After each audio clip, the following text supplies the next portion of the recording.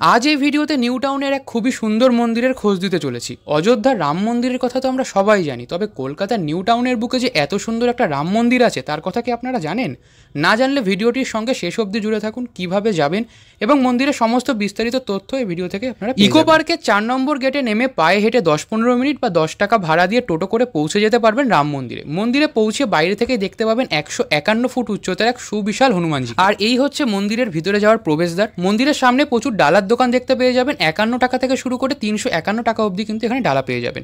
মন্দিরের টাইমিং হচ্ছে সকাল 5টা থেকে দুপুর 12টা আর দুপুর 3টে থেকে রাত 9টা পর্যন্ত। তবে হনুমানজির এরকম সুবিশাল মূর্তি কলকাতার অন্য কোথাও আছে বলে আমার তো জানা নেই। আপনাদের যদি জানা থাকে অবশ্যই আমাকে কমেন্টে জানাতে পারেন। অনেকেই কিন্তু হনুমানজির সামনে নারকেল বেঁধে মানত করে যান। আর এখানে সকাল 5টা থেকে 6টা আর বিকেল 4টে থেকে 5টা পর্যন্ত কিন্তু প্রার্থনা। ছোট একটা পুকুরের মাঝে আছে সুবিশাল শিব ঠাকুরের মূর্তি, আর তার নিচে আছে ব্রহ্মা বিষ্ণু মহেশ্বর। ডান দিকে হনুমানজির মূর্তি আর বাঁ দিকেই আছে মা গঙ্গার একটা সুন্দর মূর্তি। এই মন্দিরে আসার জন্য জলের মধ্যে একটা সুন্দর রাস্তাও তৈরি করা হয়েছে। এবার আমরা মূল মন্দিরে ঢুকবো। সামনে আছে বিশাল একটা সাপের মুখ, এর মধ্যে দিয়ে গিয়ে আপনি পৌঁছে যেতে পারবেন মন্দিরের একেবারে অন্দরে থাকা এক শিব মন্দিরের সামনে। সাপের একেবারে পাশেই আছে একটা সুবিশাল বেল গাছ, গাছের নিচেই শিব পার্বতীর মূর্তি আপনারা দেখতে পাবেন। তার সঙ্গে আছে ব্রহ্মা বিষ্ণু মহেশ্বর। আর মূল মন্দির ঢোকার সামনে আছে এক সুবিশাল রথ, যেটিকে কিন্তু 7টি ঘোড়া টেনে নিয়ে যাচ্ছে। রথের সারথি হলেন স্বয়ং শ্রীকৃষ্ণ, সামনে আছে বিষ্ণু। শিব পার্বতীর মূর্তির সামনে চাইলে আপনারা ধূপ মোমবাতি প্রদীপ জ্বালাতে পারবেন, তবে মন্দিরের ভিতরে ধূপ মোমবাতি প্রদীপ জ্বালাতে পারবেন না।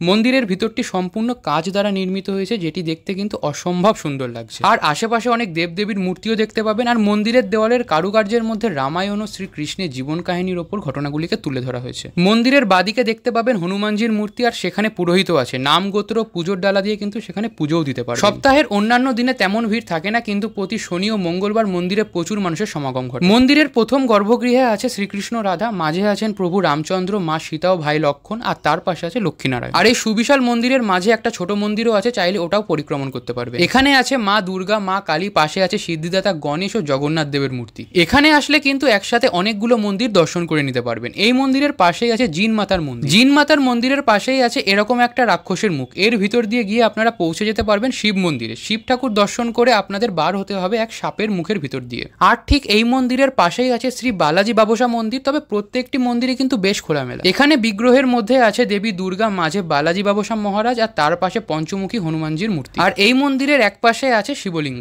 মন্দিরের ভিতরে কিন্তু টুকটাক স্ন্যাক্স আইটেম ও পূজা সামগ্রী কেনার দোকান আছে। আর রাতের দিকে আলোকসজ্জা দিয়ে কিন্তু মন্দিরটিকে দেখতে দারুণ লাগে।